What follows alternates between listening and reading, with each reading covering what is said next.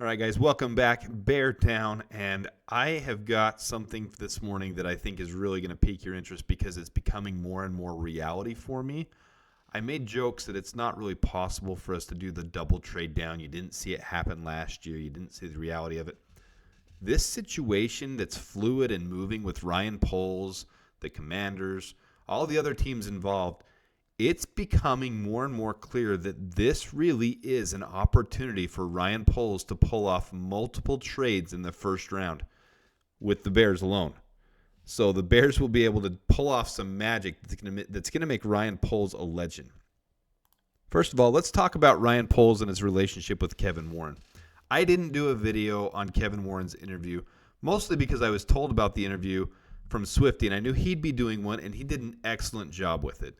There's nothing really I can add to that. So if you haven't seen Swift's video on on Kevin Warren's interview with WGN, check it out. It's really good. It's solid. But the one thing I want to point out from that interview is Kevin Warren, he said that he and Ryan Poles are in sync.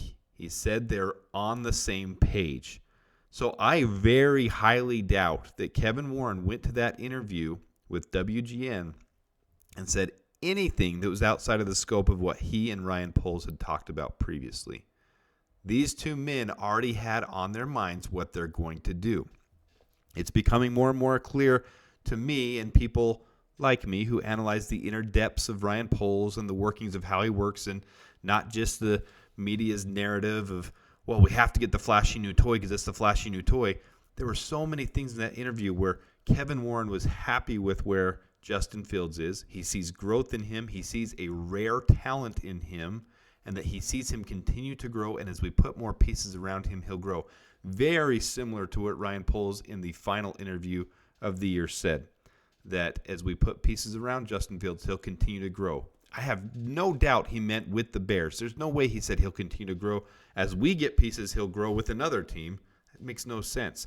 And these guys aren't the shady type that say things and lie and make things. They're more closed vest. They just say things when they need to say them, but don't overexpose. They let the media do the rest of the work, and they're doing a hell of a job at that. The media is running rampant with things, and you know what? That works in our favor because it's driving up the value of Caleb Williams. Now, it's also driving up the value of Jaden Daniels. It's now being reported by Louis Riddick, Mel Kiper Jr., several of these analysts, that Jaden Daniels is a true Heisman winner and that his rise is worthy of teams taking note and trading up to get him. That makes the value of our picks even more valuable. This is Adam Peters, the commander of the Commanders GM. So he is the commander of the Commanders. He's the GM of the Commanders. And if you guys have missed it, I doubt anyone has at this point. It's becoming very open that the Commanders stole away Cliff Kingsbury because they had made promises that they're going to do whatever it takes to get Caleb Williams. Magic Johnson, part of the new ownership, wants to make a splash. Adam Peters has authority from sources, and Antonio Pierce, the head coach of the Raiders, has said he lost him to Magic Johnson because Magic Johnson made him promises of who he could go get. I have no doubt the Raiders wanted to make a run to try to go get the number one pick, but I think they knew that was unrealistic, and the Commanders know they can do what it takes to get it and get the Bears to trade down one spot. So this is Adam Peters, Commanders GM, and very experienced, very respected, and I think that deal is all but done. So I'm only going to focus on the first round. This isn't going to be a mock draft, but you're going to see when we're done with this what Ryan Poles could historically do on the bottom right of your screen. This isn't going to change a lot as we go along, but watch where things grow from those two picks. All right, so our first trade, which is very realistic with everything going on, we trade that with the Commanders for number 2. So we get number 2, second round 36th, second round 40th, and a future first. Yes, it's a haul, and they're going to have to pay it, especially with Jaden Daniels' value now on the rise. He's just like Caleb Williams. He's a Heisman Trophy winner. He's taller. Yes, he's a little more slender. He needs to put on some weight, but he can be able to come into a situation where they don't have to thrust him into it. They can give him reps off. They can talk to him. They can work with him. We're not going to go into the whole dynamics of that, but there's a lot of potential in Jaden Daniels, and his stock is on the rise. Just look at it. Just Google that. This time of year is crazy, but this happens. He's a Heisman Trophy winner. We have 2 Heisman Trophy winners in this quarterback class. that are going to drive value. All of a sudden, people are going to want to trade ahead and not settle for Drake May. It happens. All right, so down there on the right, now we have 1, 2, 1, 9, 236, 240, and a future first. This is already looking historic. Ryan Poles has done an awesome job. All right, now meet Terry Fontenot, however you pronounce it, Falcons general manager. The Falcons are in a unique position because they don't have as much salary cap space as other teams to address their needs, but one of their biggest needs is quarterback. That's why the whole Justin Fields narrative kind of took space, is because he's still on his rookie contract, so it would be affordable for the Falcons to be able to do that, and it's kind of a bridge while they fix things. It's not really an option. This whole Russell Wilson thing you hear, that doesn't make a lot of sense because it's going to cost them too much draft capital, and it's going to cost them too much salary cap space. The best viable option, because they do have some picks, is to trade up with the Bears to get the other Heisman Trophy winner. Then they can address their other needs that they have on the team with a team that's already pretty set, and they still have Desmond Ridder in there as a experienced, we'll put it in air quotes, quarterback that's not quite cutting the mustard to be able to help mentor, to be able to help work the situation. They're giving up 1-8, 243. They still have 2 third-round picks, so they still have value in this draft to be able to go and get other needs that they have. Give up next year's first, and in 2 years from now, the third-round pick to be able to make it work. Look how our draft capital is growing. 1-8, 1-9, 236, 240, 243, 2 future first, and a third. This is already historic. What this does, though, is it takes us out of prime wide receiver range. There's 3 wide receivers in this class that are true number 1 wide receivers in most classes. Marvin Harrison Jr., Malik Neighbors, and Rome Odunze. Yes, this takes us out of the Marvin Harrison Jr. contest. Most likely, Arizona's going to snag them before we can. There's not a trade partner that's going to want to trade back up with us, and we don't want to miss out on all 3 of those guys. So my next one, meet Joe Hortis, the Chargers GM. The Chargers are sitting at 5, but they have unique needs because they need a cornerback more than anything, but all the positions they need aren't really those top 10 pick needs. And if they are, they're right on the verge. So right where a team would want to take their need, the Chargers would want to take their need, even if they want to go after Brock Bowers, that could be a need for them, they can still probably snag him at 8. So they're willing to trade from 5 to 8 to get some draft capital back. And in this scenario, the Bears trade 1-8, their third-round pick, 75th overall, and a future third to be able to come up to 5 to get a wide receiver, either Rome Odunze or Malik Neighbors, whoever Ryan Poles falls in love with. They're still top-tier quality wide receivers. Malik Neighbors is a separation specialist. Rome Odunze is a contested catch, high point, true X receiver that we've been lacking. Both of them have huge, high upside, true number 1 wide receivers to pair with DJ Moore, fulfilling the needs that we have. So look there at the bottom right. We have 1-5, 1-9, 236, 240, 243. So 3 second-round picks, and we started this with none. We've lost our third-round pick. We have 2 future firsts. We've lost a third, and we have a future third. This is historic. We've got the wide receiver.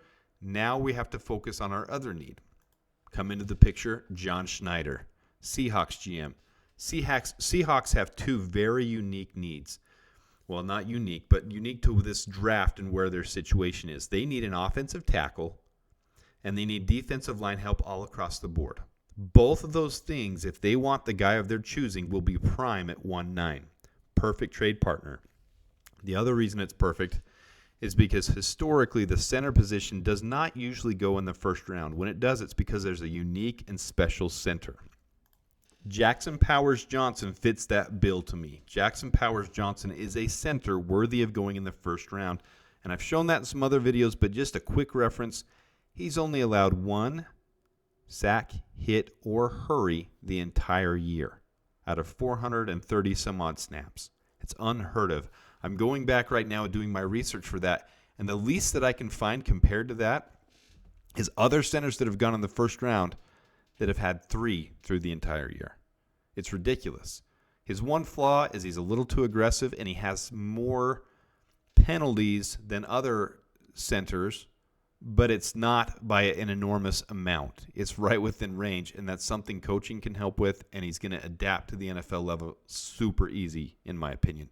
He's both an amazing run blocker and an elite pass blocker. Well, to get that, historically, your best centers have gone around 116 to 120, 125, and this year's class, the only people you need to worry about are those teams right there in that range of 117 to 120. And even they have other high important needs that are above center. This is truly the Bears' second most important need, is to get a center, other than getting another wide receiver. But that can be addressed in other ways or in other rounds with all those second-round picks that we just took. So we're going to trade down 1-9 to 116.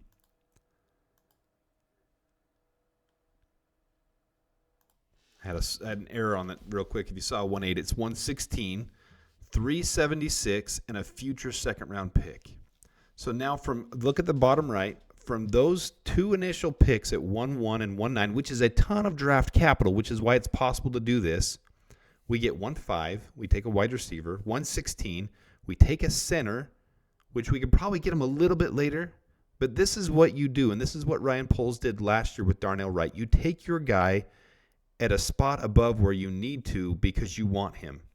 And Jackson Powers-Johnson is a guy we want. So we get him at 116. Now we have 3 second-round picks this year. We get a third-round pick back from Seattle. We have the rest of our picks. I didn't list them all out here. I'll do that on the next screen.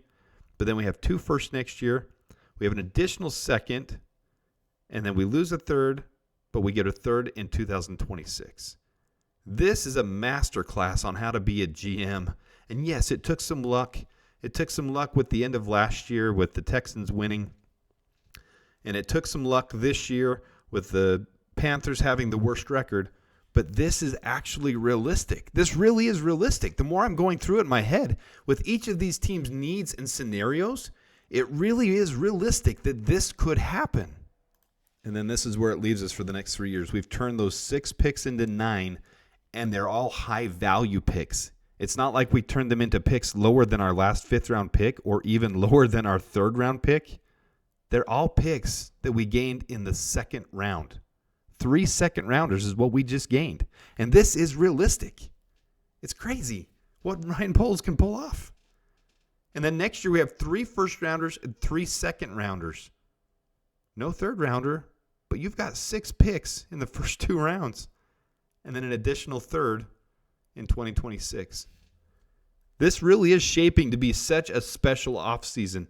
There's a reason Ryan Poles deleted his Twitter in the beginning of January and announced that he was doing that. He didn't want to hear what the media had to say. He didn't want to hear what our fans had to say. He didn't want to be bombarded by that. He wants to make his methodical, brick-by-brick decisions and continue to build this team the exact way he told us he was going to, and what Kevin Warren just alluded to as we continue to build it. He said, wouldn't that be unique and special if we could do it again? Well, look what he can do this year with the trade partners that are available. Guys, I'm starting to get really, really excited about what can happen. Am I going to expect this to happen? No, you shouldn't, because it's not realistic. It really isn't, but the reason I've said it's not realistic is because it doesn't really pan out usually to be able to do something like this. But the reality is this really could happen. If there was a year for something historic like this to happen, it's the exact scenario the Bears are in right now. They really can pull this off. Ryan Poles could be absolutely legendary after this year's draft. I really, really hope something like this happens. It's getting me too excited. All right, hope you guys enjoyed this. Please let me know your thoughts in the comments. I would love to hear what you guys think is a reality of what could happen after all is said and done. And do you agree that this is something that could happen? Do you think Ryan Poles could pull that off with the trade partners I just talked about, with the needs they have, the salary cap position, like Atlanta not having a lot of salary cap but needing to get a young quarterback, being able to trade up? And then us trading with the Chargers and their needs, and then trading down because Seattle really does have a need to trade up to get the guy that they want. And they all have the right draft picks and capital and people in place to do that, and it fits perfectly. This really is a Rubik's Cube that's all shuffling and putting into place. I'm so excited. All right. Hope you guys have a great day with that. And until next time, if you haven't hit the like button, please do so and bear down.